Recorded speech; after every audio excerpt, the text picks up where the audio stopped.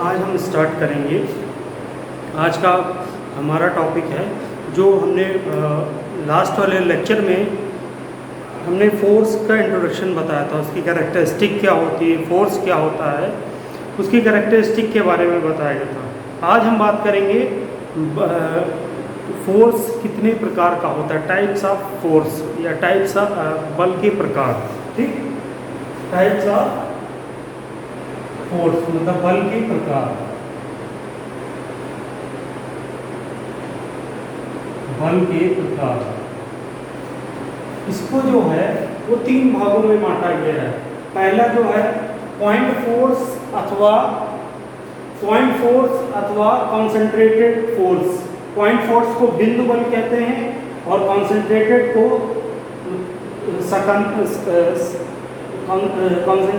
मतलब secondary force. ठीक, अगला है हमारा एक्टिव और रिएक्टिव फोर्स। ठीक है, तीसरा है हमारा टेंसाइल और कंप्रेसिव फोर्स। जो ये हमारा है कॉन्सेंट्रेटेड, जो हमारा कॉन्सेंट्रेटेड फोर्स है, और एक और टाइप का होता है हमारा पॉइंट या कॉन्सेंट्रेटेड, एक ही चीज होती है, इसको बोलते हैं बिंदु बल। And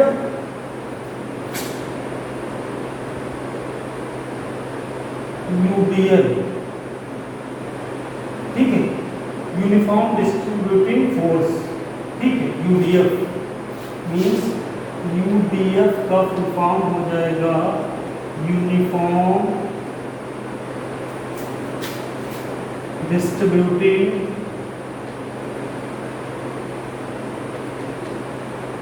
force. ठीक, एक्टिव को बोलते हैं कारक और रिएक्टिव को अकारक। टेंसाइल को तनाव, कंप्रेसिव को क्या बोलते हैं, संपीड़न। ठीक, अब हम बात करेंगे, पहला हमारा आता है पॉइंट लोड या कॉन्सेंट्रेटेड लोड। पॉइंट लोड या कॉन्सेंट्रेटेड लोड जो होता है हमारा, वो उसको एक बिंदु पे लगाया है, एक बिंदु पे कार्य करता हुआ मानते हैं। ठीक, इसीलिए इसको बिंदु बल बोलते हैं। कहीं पे भी, अब ये जैसे बोर्ड है, बोर्ड पे ये हम बल लगा रहे हैं, ये यहाँ पे इस एक बिंदु पे बल लगा रहे हैं, तो ये क्या होगा, हमारा पॉइंट लोड होगा। ये क्या, ये बल लगा रहे हैं, ये एक बिंदु पे नहीं लगा रहे हैं, इतने एरिया में लगा रहे हैं, तो ये पॉइंट लोड नहीं है। जहाँ एक बिंदु पे जो बल लगाया जाता है उसको बोलते हैं पॉइंट लोड। ठीक है, या इसको पॉइंट लोड या पॉइंट फोर्स। जैसे ये एक बीम है, ये इसका सपोर्ट हो गया, ये इसका सपोर्ट। ठीक, इस पे ये धरन है ए बी। ठीक, 4 सेंटीमीटर मान लो लंबी है। अब इस पे ये जो बल लग रहा है इस बिंदु पे, ये बिंदु हो गया हमारा सी, और ये बिंदु है डी। इस पे ये जो बल लग रहे हैं 2 न्यूटन और 4 न्यूटन, ये क्या कहलाएंगे हमारे, ये दोनों जो इस बिंदु पे लग रहे हैं ये हमारे कहलाएंगे पॉइंट लोड या पॉइंट फोर्स। ठीक, या इसी को पॉइंट फोर्स को ही कॉन्सेंट्रेटेड फोर्स भी बोलते हैं। अब यूडीएल क्या होता है, यूडीएल क्या होता है कि जो एरिया, कोई एरिया हो या कोई धरन हो, वहां पे जिस एरिया पे बल लगाया जाए तो हर जगह बराबर बराबर बल लगाया जाए। मान लो ये बोर्ड है, ये, अब इस पूरे एरिया में हम बराबर 2 न्यूटन का बल लगा रहे हैं। ठीक, तो ये हो जाता है हमारा यूडीएल। और हर एक बिंदु, अगर एक बिंदु पे लगाएंगे तो वो क्या कहलाएगा, हमारा कॉन्सेंट्रेटेड या पॉइंट फोर्स। अब हम बात करते हैं कि क्या है यूडीएल। ये मान लो एक धरन है ए बी। ठीक, इस पे ये बल लग रहा है, इसमें जो पॉइंट लोड को हम जो डिनोट करते हैं या W से करेंगे, ठीक, या F अथवा P से करेंगे पॉइंट लोड को। ठीक, और जो इसके मात्रक होते हैं न्यूटन, केजीएफ और टन। ठीक, ये पॉइंट लोड की बात कर रहे थे। इसको जो डिनोट करती है स्मॉल w से करती है। ये जो बल लग रहा है, ये मान लो 4 सेंटीमीटर ये भी लंबी धरन है 4 सेंटीमीटर, इस पे एबी धरन पे 4 सेंटीमीटर की है, इस पे ये जो लोड लग रहा है। अब ये जो यूडीएल है, यूनिफॉर्म डिस्ट्रीब्यूटिंग फोर्स, हर जगह क्या होगा, बराबर होगा, चाहे यहाँ चाहे यहाँ चाहे यहाँ, किसी भी पॉइंट पे, हर पॉइंट पे क्या होगा, बराबर बराबर लोड लगेगा। तो इसको क्या बोलते हैं, यूडीएल। अब ये कितना लग रहा है, इसको W से नोट करते हैं। मान लो हमारा लग रहा है 4 न्यूटन पर सेंटीमीटर लंबाई है, तो सेंटीमीटर, या इसका जो मात्रक होता है वो न्यूटन मीटर, ठीक है, न्यूटन सेंटीमीटर, ठीक, ये होता है। या मान लीजिए 4 मीटर है, ये क्या हो गया, ये 4 मीटर लंबी है छड़, ठीक। अब इसमें ये लग रहा है, जो बल लग रहा है कितना लग रहा है, 4 न्यूटन पर मीटर, मीन्स हर एक मीटर पे, जो हर एक मीटर 4 न्यूटन है, तो हर एक मीटर पे कितना लग रहा है, 4 न्यूटन का बल लग रहा है, ठीक। तो इसको बोलते हैं यूडीएल। अब जब वो हमारे न्यूमेरिकल आते हैं, बीम से रिलेटेड न्यूमेरिकल उनको सॉल्व करने होते हैं, तो सबसे पहले यूडीएल हो या यूवीएल हो, जो भी लोड होते हैं, वो लोड जो होते हैं यूडीएल है, यूवीएल। अब यूडीएल है, इसको जब हम सॉल्व करने पे आते हैं, तो इसको जब हम सॉल्व करते हैं तो इसको पॉइंट लोड में चेंज करते हैं। बिना पॉइंट लोड चेंज किए हम न्यूमेरिकल नहीं सॉल्व कर पाएंगे। और ये जो पॉइंट लोड होता है, क्योंकि पॉइंट लोड फ्री होता है, ये हमारा क्षैतिज ऊर्ध्वाधर दिशा में भी लग सकता है, क्षैतिज दिशा में भी इस तरीके से बीमों को दिखेगा लगते हैं, और इंक्लाइंड पे, मान लो ये धरन है, यहाँ पे भी इस तरीके से, मान लो ये धरन हो गई, इस धरन पे इंक्लाइंड, मान लो कि इस अंश पे भी इंक्लाइंड भी लगा सकते हैं पॉइंट लोड को, ठीक। तो यूडीएल को हम क्या करते हैं, इसको यूडीएल को पॉइंट लोड में कन्वर्ट कर लेते हैं, ठीक है। अब कन्वर्ट कैसे करते हैं, जितना बल लग रहा है और जितनी दूरी पे लग रहा है, ठीक, उसको उससे गुणा कर दो, 4 × 4 कितना हो जाएगा, 16, ठीक है, 16 न्यूटन पर मीटर। मतलब टोटल बल जो इसमें लग रहा है 16 न्यूटन का लग रहा है, और हर 1 मीटर पे कितना लग रहा है, 4 न्यूटन का लग रहा है। अब कितनी दूरी पे लग रहा है, तो जितनी ये हो, जितनी लंबी धरन, उससे 2 से डिवाइड कर दो, 2 मीटर। तो अब इसको पॉइंट लोड में अगर चेंज करें तो बीम जो बन गया है वो क्या हो जाएगा, ए बी 4 मीटर सेंटर पे लगेगा, तो यहाँ इधर से 2 मीटर, इधर से 2 मीटर, ये लगेगा हमारा 16 मीटर, ठीक। इस तरीके से पॉइंट लोड में चेंज करते हैं। अब हम बात करेंगे कि एक्टिव और रिएक्टिव फोर्स क्या होते हैं, ठीक। एक्टिव और रिएक्टिव फोर्स क्या होते हैं, मतलब कारक और अकारक। एक्टिव और रिएक्टिव फोर्स जो हमारे होते हैं, एक्टिव फोर्सेस या रिएक्टिव फोर्सेस आपने पढ़ा होगा न्यूटन का तृतीय नियम, ठीक है, थर्ड लॉ। न्यूटन का थर्ड लॉ क्या कहता है कि अगर किसी वस्तु पे हम बल लगाते हैं तो उतना ही, जितना बल हम लगाएंगे उतना ही बल उसकी विपरीत दिशा में लगेगा। जैसे हम इस बोर्ड पे 4 न्यूटन का बल लगा दें, तो उतना ही हमें कुछ हाथ पे लगता है फोर्स, ऐसे जब हम इसको दबाते हैं हाथ पे फोर्स लगता है, उतना ही न्यूटन के थर्ड लॉ के अनुसार 4 न्यूटन का लगा रहे हैं, तो ये बोर्ड भी हमारे ऊपर 4 न्यूटन का लगाएगा।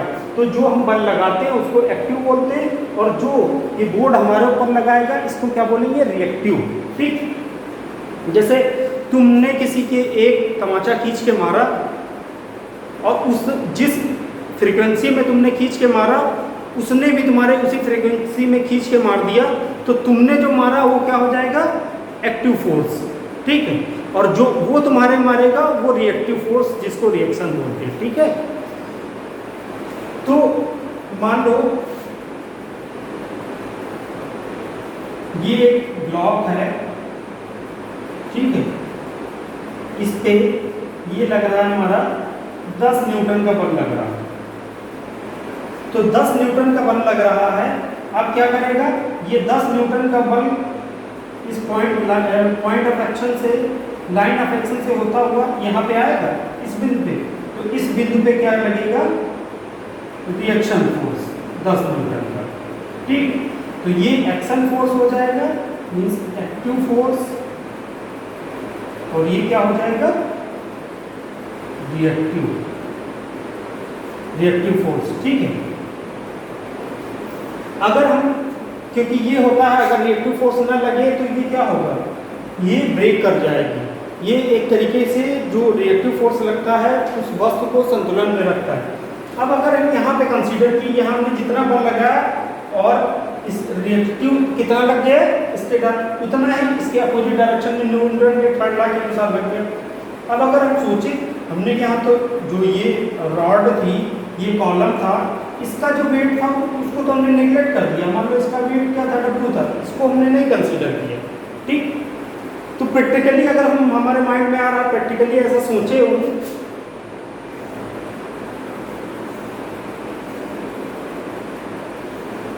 ठीक, प्रैक्टिकली ऐसा सोचे हो तो जितना ये 10 न्यूटन का बल लगेगा, ठीक, 10 न्यूटन, और इसका भार कितना है, W। तो यहाँ पे रिएक्टिव फोर्स जो लगना चाहिए वो कितना लगना चाहिए, 10 प्लस W। ठीक, रिएक्टिव फोर्स इतना W लगना चाहिए। पर अगर हम W को भी कंसीडर, W को हमने यहाँ कंसीडर किया कि एक्टिव रिएक्टिव में इसने भार जितना था उसको कंसीडर कर लिया। अब इसको नेगलेक्ट इसलिए कर दिया जाता है, प्रैक्टिकली करके बता रहे हैं, क्योंकि अगर किसी वस्तु पे हम बल लगाते हैं तो उसके अपोजिट डायरेक्शन में उतना बल लगता है, उस वस्तु को संतुलित रखता है। और अगर हम किसी पे वस्तु पे बल लगाते हैं, अभी इस पे बल लगाएं और रिएक्टिव फोर्स ना लगे तो हमारे द्वारा बल लगाएगा उसका कोई मतलब नहीं रह जाएगा। तो ये रिएक्टिव जो है W जो है ये जुड़ रहा है, इसका कोई कॉम्बिनेशन तो है नहीं। ठीक है, कि W उतना लग रहा होता है, W अपोजिट इतना लग रहा होता, ये रिएक्शन में इतना W लग रहा है इसके साथ में, तो ये क्या हो जाता है, इसकी वैल्यू नेगलेक्ट मान ली जाती है। ठीक है, सिंगल है, एक किस्म लग रहा है, वो क्या हो जाता है, नेगलेक्ट हो जाता है। ठीक है, उसको नेगलेक्ट मान लेते हैं। तो फिर बाद में बचता क्या है, यही बस 10 बचता है, ये एक्टिव हो जाता है और ये रिएक्टिव। तो ये हो गए हमारे एक्टिव और रिएक्टिव फोर्सेस। अब हम बात करेंगे टेंसाइल और and compressive force. Tensile force क्या होता, टेंसाइल और कंप्रेसिव फोर्स क्या होते हैं। सपोज अगर कोई ऐसी वस्तु, ठीक है, अगर कोई ऐसी वस्तु, एक सेकंड, ये हमारे पास एक रबड़ का टुकड़ा है, ठीक है, रबड़ का टुकड़ा है, और हम पहले बात करेंगे टेंसाइल और कंप्रेसिव। रबड़ का टुकड़ा है, इस पे हम क्या बल लगा रहे हैं, बाहर की तरफ ये बल लगा रहे हैं। अब रबड़ क्या है, ये रबड़ है, ये रबड़ बढ़ गई, ठीक, बल लगाए रबड़ बढ़ गई, छोड़ दी फिर अपनी अवस्था में आ गई। तो बल लगाने पे जो, क्योंकि ये आप जानते हैं कि अगर कोई भी ठोस वस्तु है तो वो छोटे छोटे कणों से मिलके बनी होती, बस ये होती है, कोई मटेरियल में कणों के बीच की दूरी ज़्यादा होती, किसी में कम होती। अब यही रबड़ थी, रबड़ में हमने बल लगाया था तो उसमें क्या टेंशन हुआ था, उनके बीच के जो कण हैं उनके बीच की गैपिंग बढ़ जाती, जिसके कारण क्या होती, रबड़ की जो लंबाई होती वो बढ़ जाती है। अब हम मान लो कोई ऐसी वस्तु लें, ठीक है, मान लो क्ले लें, क्ले मिट्टी जो होती है उसकी हम क्या बना लें, एक चौक के टाइप की बत्ती बना लें। ये हमने बना लिया बत्ती, मान लो ये क्ले है। अब जब हम इस पर कंप्रेसिव फोर्स, मतलब ये फोर्स एक ये फोर्स अंदर की तरफ लगाएंगे तो ये क्या होगी, इसमें जो आपस में कण होंगे तो वो क्या होंगे, उनकी दूरी घटेगी। जब घटेगी तो ये क्या, इसका बीच का हिस्सा, कभी क्ले को करोगे तो बीच का हिस्सा मोटा होता चला जाएगा, क्रॉस सेक्शन एरिया बढ़ता चला जाएगा, ठीक है, तो वो कंप्रेस हो जाती है। तो ये टेंशन और कंप्रेशन में टेंशन और कंप्रेशन में लगता है, और जो इसके कारण बल क्रिएट होते हैं उसको टेंसाइल एंड कंप्रेसिव फोर्स कहते हैं। जैसे ये कॉलम हो गया, ये पहला आता है टेंसाइल फोर्स की, ये बल लग रहा है इस पे और ये बल लग रहा है, ठीक। अब ये देखो इसमें ये टेंसाइल फोर्स का दो बल लग रहे हैं। अब दोनों क्या है, आपको सेम है, सेम होना चाहिए, 5 न्यूटन 5 न्यूटन, और दिशाएं इनकी क्या है, दोनों के विपरीत है। जब विपरीत है, अब न्यूटन के थर्ड लॉ के अनुसार इस जो ये लाइन ऑफ एक्शन है, इस लाइन ऑफ एक्शन में जितना 5 न्यूटन का लग रहा है उतना ही बल यहाँ क्रिएट होगा, ठीक। और इधर जो लग रहा है इसके कारण इधर से क्रिएट होगा, ठीक, न्यूटन के थर्ड लॉ के अनुसार। अब ये क्या आते हैं, मिड पॉइंट पे आके ये एक दूसरे से टकराएंगे, और जब टकराएंगे तो क्या होगा, ये आपस में एक दूसरे के प्रभाव को नष्ट कर देंगे। जब प्रभाव को नष्ट कर देंगे, इसी कारण ये क्या होता है, ये बाहर की तरफ लगता है और इसमें खिंचाव हो जाता है, ठीक है। ये एरिया इस तरीके से बढ़ जाता है। अगर मान लो यही रॉड है, कोई दृढ़ पिंड है, ठीक है, कोई ठोस पिंड है, दृढ़ पिंड है, ठीक है, रिजिड बॉडी है, तब क्या होगा, बल लगाते हैं, जैसे चाक, इसमें कितना भी बल लगाएं, ये तो चलो उसकी बनी हुई, मान लो ये एक पेन है और पेन पे इसमें कितना भी बल लगाएं, दृढ़ है, बल लगाएंगे तो इसमें माइनर सा डिफॉर्मेशन होता है, मगर हमें पता नहीं चलता है। और इसमें क्या होता है, इसके कण कमजोर होते हैं, इसमें इसने क्या है, इसका एरिया तो नहीं बढ़ा, ये ब्रेक कर गया, डिफॉर्म कर गया, ठीक। कुछ चीज़ें होती हैं जैसे उसमें रबड़ हो गई, ठीक है, रबड़ हो गई, ठीक, या फिर रस्सी हो गई, ठीक, टाई कॉलम हो गई, इनमें सब में हमेशा जो है हम टेंसाइल फोर्स लगाएंगे। कंप्रेसिव फोर्स क्या होते हैं, किसी रॉड या कॉलम पे हम क्या करते हैं, अंदर की तरफ बल लगाते हैं, ठीक। अब इस पे क्या है, एक बल इधर से एक बल इधर अंदर की तरफ से लग रही है। ये मान लो 5 किलो न्यूटन का लग रहा है, ये 5 किलो न्यूटन का लग रहा है। इसमें देखो, इसमें था कि बाहर की तरफ दोनों लग रहे थे और कहीं जाके इस तरीके से कहीं जाके मीट नहीं कर रहे थे, रिएक्शन फोर्स क्रिएट हुआ, आके यहाँ मिडिल पॉइंट पे एक दूसरे के प्रभाव को खत्म कर दिया। पर इस पे क्या हो रहा है, कंप्रेशन फोर्स लग रहा है। जब कंप्रेशन फोर्स लगता है, इसकी ये लाइन ऑफ एक्शन जो है, इस पे क्या होते हैं, ये आगे बढ़ते चले जाते हैं इस तरीके से, ये इधर से आता है और मिड पॉइंट होता है, ये आपस में एक दूसरे से टकराएंगे और इसके प्रभाव को खत्म कर देंगे, जिससे ये संतुलित रहेगा। अगर एक दूसरे से टकराएंगे नहीं आके रिएक्शन फोर्स, तो एक दूसरे के प्रभाव को नहीं खत्म करेंगे, प्रभाव को खत्म करेंगे, जिससे ये संतुलन में रहेगा।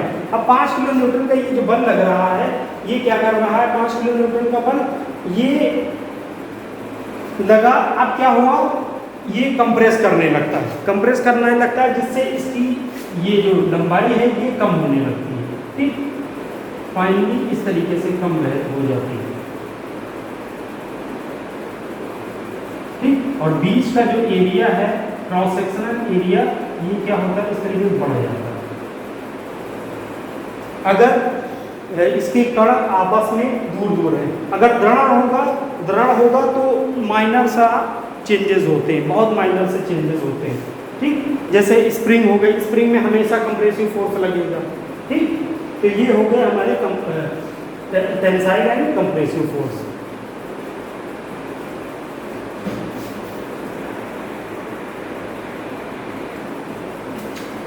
अब हम आगे बात करते हैं effect of a force, force का क्या प्रभाव पड़ता है। तो फोर्स का क्या प्रभाव पड़ता है, दो तरीके से इसका प्रभाव पड़ता है। एक होता है external effect of a force, internal effect of a force. किसी वस्तु पे दो तरीके से इसका प्रभाव पड़ेगा, या एक्सटर्नली होगा या इंटरनली होगा, ठीक है। तो एक्सटर्नली क्या होगा, अगर किसी वस्तु पे हम बल लगाएं, जैसे ये डस्टर है, इस पे रखा हुआ है, अब इस पे हम बल लगा रहे हैं इधर बाहर से, तो ये क्या करेगी, रेखी गति, इस तरीके से रेखी गति करने लगेगी, ठीक है। अगर रेखी बल ये बल लगाए तो ये क्या होगा, एक लाइन में गति कर रही है। तो जो लाइन में गति करती है, अगर ये वस्तु है और इस पे ये बल लगाया जाता है, ये क्या होती है, इस तरीके से रेखी गति करती है, तो इसको क्या बोलते हैं, लीनियर मोशन, ठीक। ये एक्सटर्नल इफेक्ट हैं, इंटरनली इफेक्ट नहीं। अगर कोई वस्तु है और मान लो ये डस्टर है, इसका एक सिरा ये मान लो ये वाला सिरा क्या कर दिया जाए, फिक्स कर दिया जाए, ये है मान लो इसको इस तरीके से फिक्स कर दिया गया, यहाँ कील से फिक्स कर दिया गया। अब यहाँ पे बल लगा रहे हैं, एक्सटर्नली बल लगा रहे हैं, तो ये क्या कर रही है, ये देखिए ये क्या कर रही है, गुणन गति कर रही है, ठीक है, सर्कुलर मोशन कर रही है। तो इसको ये बल लगाने से इसमें क्या हो रहा है, गुणन गति हो रही है, ठीक। अब ये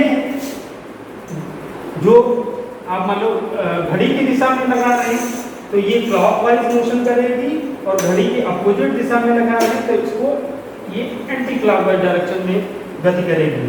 दो डायरेक्शन में गति कर सकती है। तो एंटी क्लॉकवाइज डायरेक्शन में जब गति करेगी तो इसको हम मानते हैं पॉजिटिव, अगर क्लॉकवाइज डायरेक्शन में गति करेगी तो इसको मानते हैं नेगेटिव, ठीक।